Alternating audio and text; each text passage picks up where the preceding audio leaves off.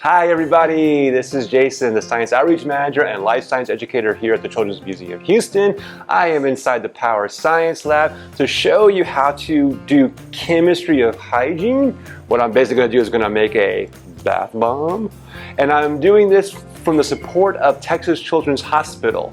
Now, here at the Power Science Lab, which is part of Power Play, we teach you how to keep your body strong through exercise, through nutrition, all that good stuff. But another way to keep your body strong and healthy is through good hygiene. And what that basically is keeping yourself clean.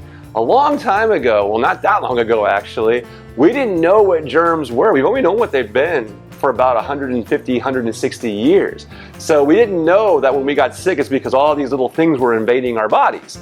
When we did learn that, and then we learned also that if you wash your hands, if you brush your teeth, if you take a bath, you take a shower, they would kill these germs and that would make you a healthier person.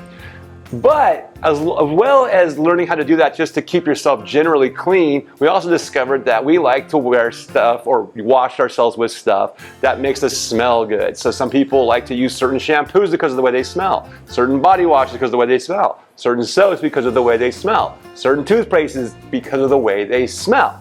So a bath bomb is not really needed to keep you healthy in your hygiene, but when you put it in your bath, to clean yourself, it's a pleasing sensation because it kind of bubbles, it has a nice smell come out, it's soothing because there's salts and things in it.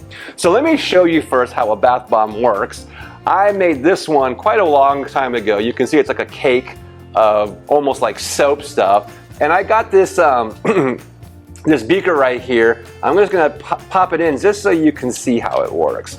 And you can start to see that it's going to sink to the bottom, it starts to break apart, it starts to effervesce and bubble. I lean over, it smells really nice.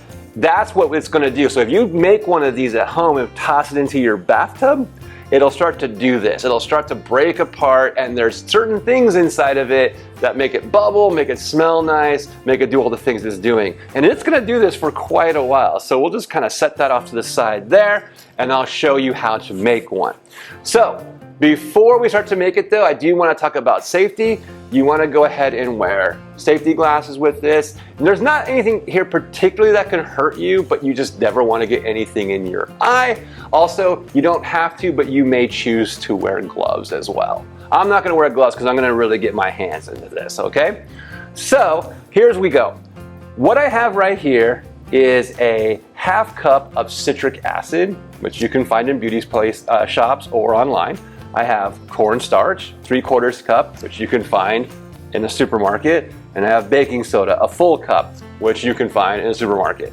I also have this bottle here filled with water, filled with this cherry scent right here, and dyed green with food color so I can give it a particular color. Take a look at our bath bomb in action right now. Let's turn this whole thing pink. Again, it smells really nice, it's cool. So it's gonna keep doing stuff.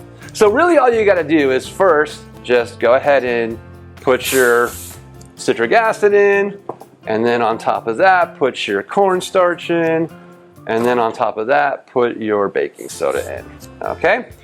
Then you can kind of mix it up a little bit with your hand, just get everything sort of in there. Break apart any little clumpies you see, okay? But then it comes the real work, and it takes a minute, but it's okay.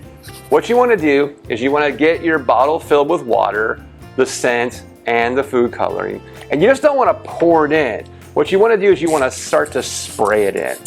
And as I spray it, you're going to notice it starts to bubble because it's the citric acid that will bubble up when that happens. So you spray some in, and then you start to clump it together very carefully. And you just keep on doing that till you get nice clumps. And you're going to see what I'm going to put in a second. So you're just going to spray and mix. So you want to do it until you can clump it into your hand kind of like that. All right? As long as it stays together and you let it go, nothing's going, you can clump it in. And then you want to get something like this. This is called a ramekin. Just go ahead and push it inside and mold it about, and then close it with a lid and let it sit for 24 hours. If I popped it in there right now, it would not do anything but fall apart really quickly.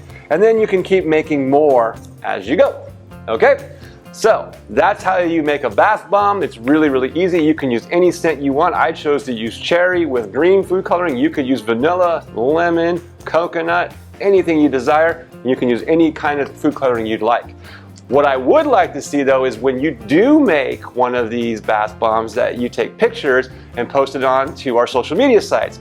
We have Instagram and we have Facebook and Twitter and all of it, so we can see it and see the good work that you've done.